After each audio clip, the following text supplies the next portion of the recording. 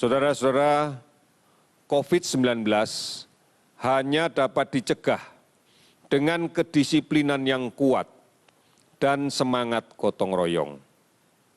Mari menggunakan masker. Mari disiplin menjaga jarak. Mari disiplin menghindari kerumunan. Hal tersebut harus dilakukan secara bersama dan terus-menerus. Tidak boleh terputus.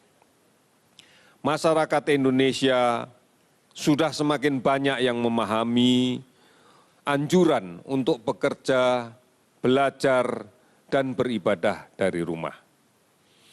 Aksi-aksi solidaritas dengan menolong sesama dalam masa kesulitan ini adalah sikap yang terpuji. Tidak saja peduli dengan cara mengatasi COVID-19, namun juga peduli agar roda ekonomi masyarakat tetap bergerak dan berputar, serta adanya berbagai uluran tangan untuk membantu kemanusiaan. Sikap gotong royong sangat dibutuhkan dalam kondisi seperti ini. Bila mana ada warga yang bergejala COVID-19 dan harus mengisolasi diri, maka kita berharap harus juga saling membantu dan tidak mengucilkannya. Bisa juga membantu tetangga dengan membeli produk-produk yang dijual. Keberhasilan upaya ini sangat tergantung pada peran serta masyarakat. Kerjasama semua perangkat RT, RW, desa, sampai dengan bagaimana mereka melaksanakan isolasi mandiri baik perorangan maupun dalam kelompok. Dan kepatuhan dalam menerapkan PSBB. Upaya ini akan selalu kita perkuat dengan melaksanakan penelusuran kontak dekat atau kontak tracing yang dilaksanakan oleh Dinas Kesehatan yang juga dibantu oleh aparat pemerintahan setempat.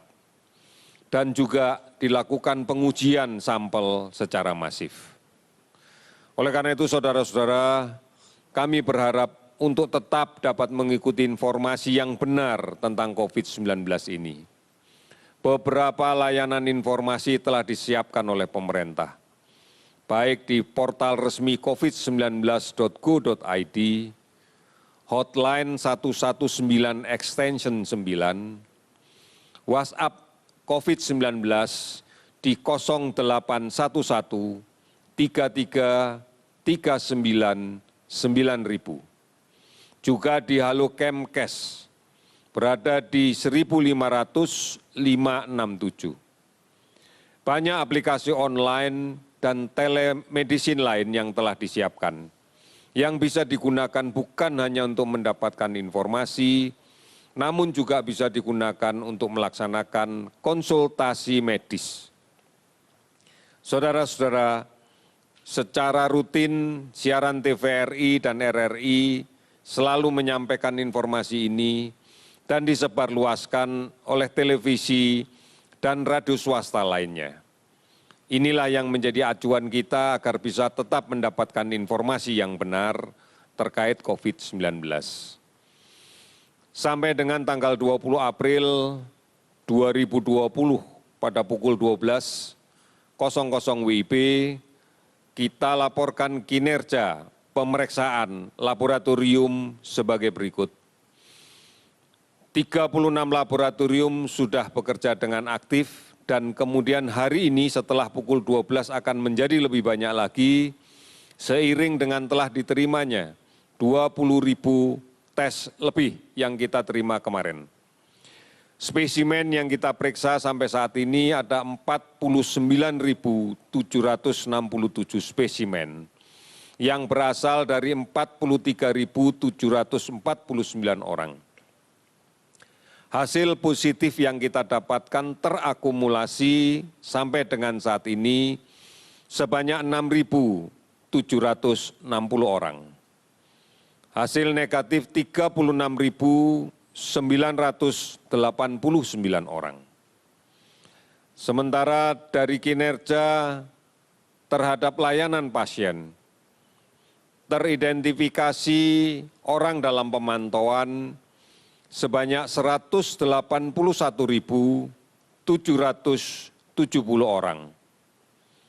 Pasien dalam pengawasan sebanyak 16.343 orang. Jumlah ini akan segera kita lakukan pemeriksaan dengan menggunakan real-time PCR. Konfirmasi COVID-19 6.760 orang. Sembuh 747 orang. Sudah barang tentu kriteria sembuh ini berdasarkan satu, kondisi klinis yang sudah membaik dan tidak membutuhkan layanan rumah sakit lagi. Kemudian yang kedua, secara serial berturut-turut 2 kali pemeriksaan PCR-nya negatif. Kasus yang meninggal dari konversi positif, dari konfirmasi positif sebanyak 590 orang. Sudah barang tentu jumlah ini di bawah jumlah dari semua kasus yang meninggal. Karena tidak seluruhnya kasus meninggal itu disebabkan karena COVID-19. Ada kasus-kasus yang lain yang meninggal bukan karena COVID-19. Provinsi yang terdampak 34 provinsi, ibu kota kabupaten yang terdampak 255 kabupaten kota. Saudara-saudara, kalau kita lihat sebaran distribusi pasien sembuh berada di DKI Jakarta yang paling banyak 230 orang, Jawa Timur 98 orang, Sulawesi Selatan 63 orang, Jawa Barat 56 orang, Jawa Tengah 51 orang. Jika ditotal dengan 29 provinsi yang lainnya, totalnya adalah 747 pasien. Secara detail, kami tambahkan bahwa kasus positif yang kita dapatkan pada hari ini sebanyak 185 orang. Sehingga total menjadi 6.760 orang. Pasien yang sudah sembuh bertambah 61 orang, sehingga jumlahnya menjadi 747 orang. Pasien yang meninggal sebanyak 8 orang, sehingga jumlahnya menjadi 590 orang. Saudara-saudara, mari kita berpartisipasi secara aktif dalam penanganan COVID-19 dengan memutuskan penularan COVID-19. Pastikan kita tidak tertular dan tidak menulari. Oleh karena itu, tetap tinggal di rumah. Mari kita sebarluaskan dan laksanakan penggunaan masker. Maskerku melindungi kamu, maskermu melindungi aku. Hargai dan bantu mereka yang melakukan isolasi mandiri. Jangan didiskriminasikan pasien COVID-19 yang sudah sembuh. Keberhasilan membendung penularan COVID-19 akan sangat mempengaruhi beban perawatan di rumah sakit manakala mereka menjadi sakit.